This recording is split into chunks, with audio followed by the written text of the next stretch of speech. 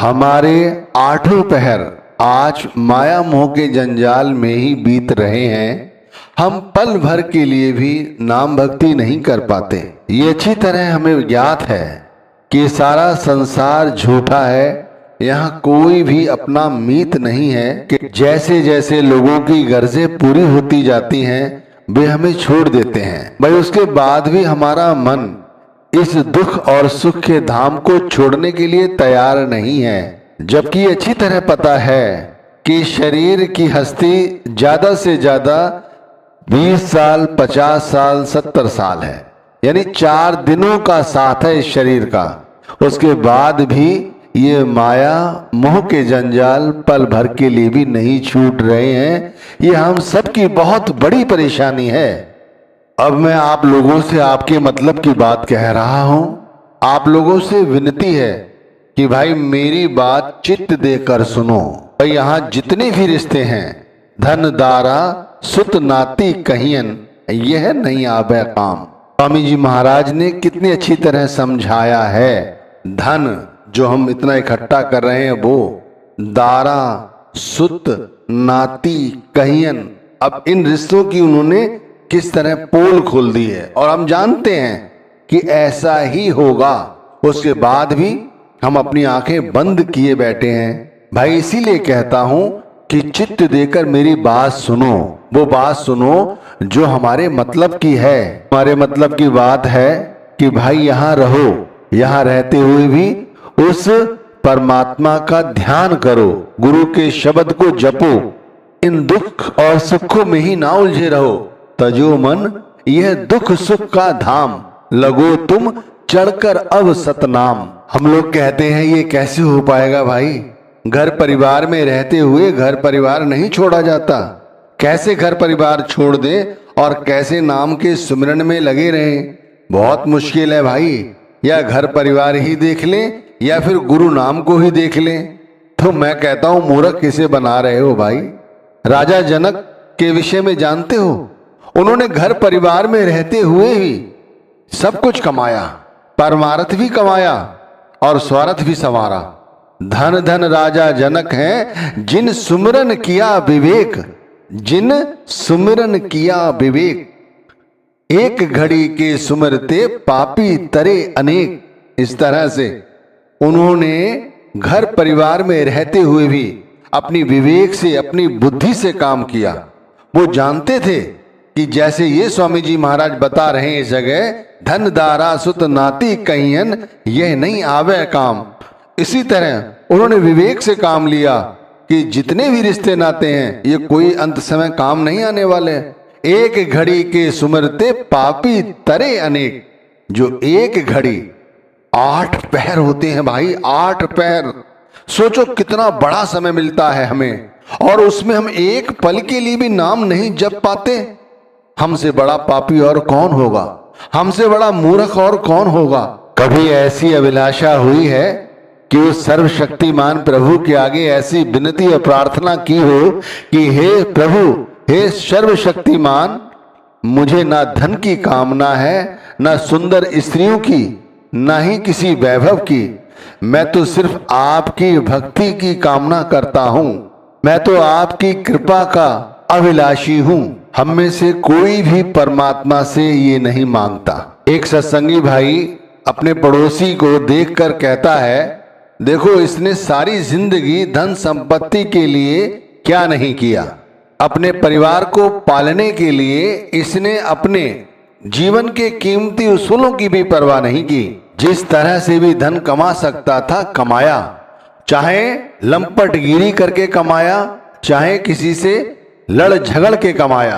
और जिन औलाद के लिए इसने सब कुछ किया वही आज इसे कैसे दुत्कार रही है। देख लो कैसी इसकी दुर्दशा है। अब ना शरीर में इसके दम है और ना ही इसके खेसे में चमड़ी है, फिर भी ये अभी भी इन्हीं लोगों के साथ रहना चाहता है। देखो किस तरह से ये सारा जगत भ्रमित है, इस माया के वशीभूत है।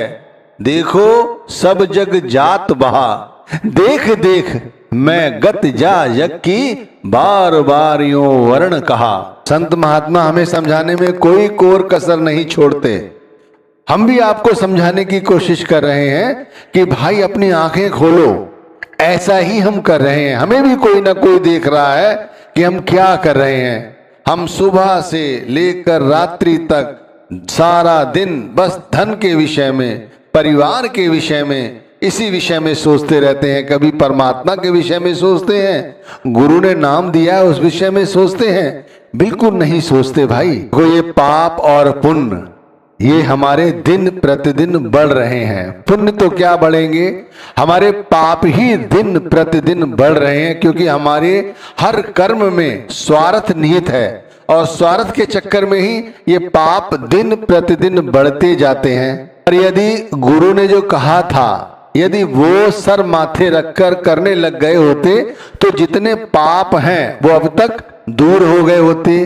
पाप पुण्य वस विपता भोगी, नहीं सतगुरु का चरण गहा, देखो सब जग जात बहा। देखो हम वो लोभी बंदर की तरह हैं, जो बर्तन एक तंग है उसके अंदर कुछ चने के दाने डाल दिए जाते हैं, तो बंदर क्या करता है, उसके अंदर अपना हाथ डाल देता है और वो फिर चनों से मुट्ठी अपनी बंद कर लेता है। जब वो मुट्ठी बंद कर लेता है फिर उस सिरे से उसका हाथ बाहर नहीं निकलता। वो बहुत कोशिश करता है लेकिन वो उस मुट्ठी को नहीं खोलता और पकड़ा जाता है। और इसी तरह हम लोग हैं, हम लोग समय के साथ साथ इस स्वार्थ में और गिरते जा रहे हैं और गिरते जा रहे हैं। देख लो, कभी ये था कि चलो अब हमारी एजुकेशन हो गई है, अब हमारी शादी हो जाए। शादी हो गई, शादी होने के बाद बच्चे हो जाएं। अब बच्चे हो गए, फिर बच्चों के साथ और भी हमारी ज़रूरतें, हमारी चाह बढ़ती गई कि भाई बच्चों की भी एजुकेशन करानी है। अब बच्चों की एजुकेशन हो गई, फिर भाई बच्चों को कहीं सेटल करना है, सेटल कर दिया, अब भाई इनकी शादी करनी है। शादी हो गई, फिर इनसे बच्चे भी हो जाएं, यानी कि पोते पोती भी हो जाएं। इस मरकट से क्या हम अलग हैं? मैं कहता हूं मरकट से भी बुद्धिहीन हैं हम। वो तो एक पशु है, आप समझे ना, और हम मनुष्य हैं। मरकट सम तुम हुए अनाड़ी, मुट्ठी दीन फसारी। तो इस तरह के हम बुद्धिमान हैं, आप समझ गए। अब मैं आपसे विनती करूं कि भाई ये गफलत को छोड़कर, ये जग माया को छोड़कर असल काम करो। असल काम जो नाम मिला है गुरु से, उस नाम की भजन बंदगी करो। गफलत छोड़, भुलाओ जग को, नाम अमल अब घोट पिया। भाई जब से होश संभाला है, ऐसा लगा है कि कभी हमें चैन मिला हो? एक पल के लिए भी चैन नहीं मिला होगा। अगर इन साजो सामान से समझते हो हमें चैन मिला, तो ये चैन नहीं है। अगर ये चैन होता तो फिर अगले ही पल फिर हमें दुख क्यों होता? भाई इतना साजो सामान हमने इकट्ठा कर लिया है, घर परिवार बढ़ा लिया है, फिर काहे का दुख? भाई एक दुख दूर होता है, दूसरा दुख आ जाता है। कभी बच्चे बच्चियों की शादी का दुख, फिर कभी अपने शरीर का दुख, कभी हमारा पार्टनर हमें छोड़ के चला गया है, ये दुख। मैं तो यही कहूंगा कि एक पल के लिए भी हमें चैन नहीं मिलता।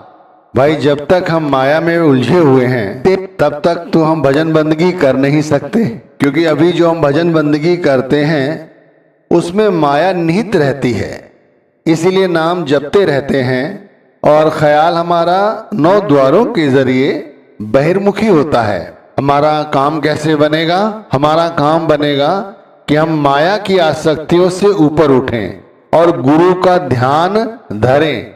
गुरु ने जो नाम दिया है उसे जपें और अपने मन को नाम के साथ जोड़ने का अभ्यास करें। देखो हमारा मन 24 घंटे संसार की आसक्तियों का ही चिंतन करता रहता है, तो मन को गुरु के स्वरूप के साथ जोड़ने का अभ्यास करें, गुरु के नाम को जपने का अभ्यास करें। इस तरह से हमारा मन थमेगा, हमारे मन पर ब्रेक लगेगा, हमारा मन ऊपर की ओर चढ़ेगा, वैसे नीचे रहता है। गुरु का ध्यान धरो हृदय में, मन को राखो थाम, वे दयाल तेरी दया विचारें, दम दम करें सहाम। देखो जब गुरु का ये काम करोगे, गुरु का ध्यान करोगे, तो वे दयाल हैं, वे हमारी संभाल करते हैं। वे हमें समझाते हैं कि ये सूरत सुन बात री, तेरा धनी बसे आकाश। सूरत को ये समझाते हैं कि जो तेरा असल है वो आकाश में रहता है, जो तेरा धनी है जिससे तुझे मिलना है वो आकाश में रहता है। तो सूरत तू उधर की सोच, उधर की ओर बढ़ने का अभ्यास कर।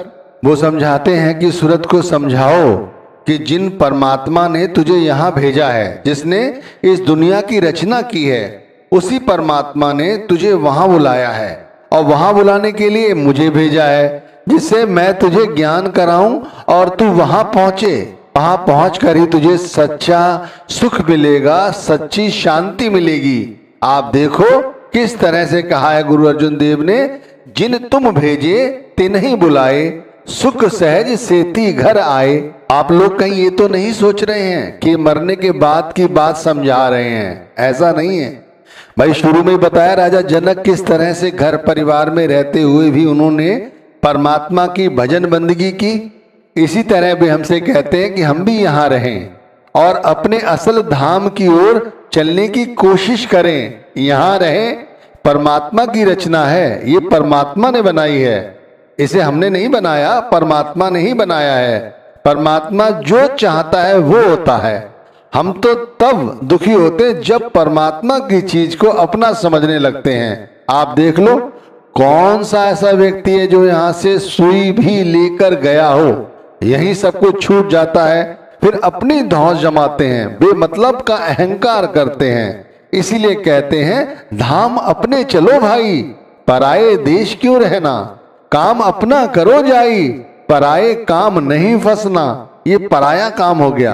अपना काम का मतलब ये नहीं है कि चादर तानी और गए फिर दुनिया से चले गए, शरीर जला दिया, नहीं, यहीं रहो, सूरमा बन के रहो। अरे गुरु के सच्चे सेवक बन के रहो, गुरु के सच्चे सेवक बन के जितना हो सके परमार्थ का काम करते रहो, लोगों की सहायता करो, लोगों की मदद करो, जितना कर सकते हो करो, अपने से जितना अधिक कर सकते हो सेवा उतनी करो। इससे शरीर के रोग दूर होते हैं, कष्ट दूर होते हैं।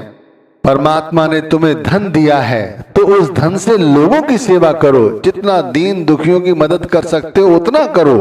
गुरु की साथ संगत के लिए खर्च करो और उसके बाद भी उन चीजों का कभी घमंड ना करो कि मैंने किया है। अरे मैंने कुछ नहीं किया है, जो कुछ किया है वो उस कुल मालिक ने किया है। इसीलिए कहते हैं कि अपने धाम चलो, यहां रहो पर ध्यान वहां रहे, 9 द्वारों से ऊपर ध्यान रहे। धाम अपने चलो भाई, पराये देश नहीं रहना। पराया देश है, मालिक का देश है, ठीक है, मालिक ने बनाया है, लेकिन जब हम इसमें अपनी आसक्ति जोड़ लेते हैं तब ये पराया हो जाता है। हमारा काम है कि 24 घंटे हमारी लिव नाम के साथ जुड़ी रहे। लोगों को धनी देखकर ये सोचते हो कि वो बहुत सुखी होंगे, तो ये गलत है। सुख की परिभाषा धन से नहीं है भाई। इस भेद को कोई पूर्ण संत ही समझा सकता है। सहजोबाई ने भी इस बात को समझाया है। वो कहते हैं धनवंते सभी दुखी, निर्धन है दुख रूप, साध सुखी सहजो कहे, पायो भेद अनूप। साध सुखी, कौन सुखी? साध, जिसने अपने मन को साध लिया है, जिसका मन गुरु की शरणागत हो चुका है, जिसने अपने मन को जीत लिया है, या जो मन को जीतने का अभ्यास कर रहा है, वही ये भेद जो अनूप है, अनुपम है, उसे जानता है। वरना यहाँ सारे दुखी हैं। यदि मौका मिले ना तो किसी धनवान के पास बैठ के देखो, उससे उसका मन टटोलो, 2 मिनट में ही वो तुम्हारे आगे रो देगा। बड़े बड़े जो दिसे लोग, तिनको व्यापे चिंता रोग। सुबह उठते ही तरह तरह की दवाइयां खाते हैं भाई। इसलिए किसी चीज का अहंकार मत करो, ना काया का ना माया का। और यदि ये मन फिर भी नहीं मानता तो इसे समझाओ कि तेरी क्या गति है। ये शरीर जल जाएगा, मन तो तेरी हस्ती कुछ नहीं रह जाएगी, तन तो तेरा खाक मिलेगा, 84 जा पड़ना। मन रे क्यों गुमान अब करना।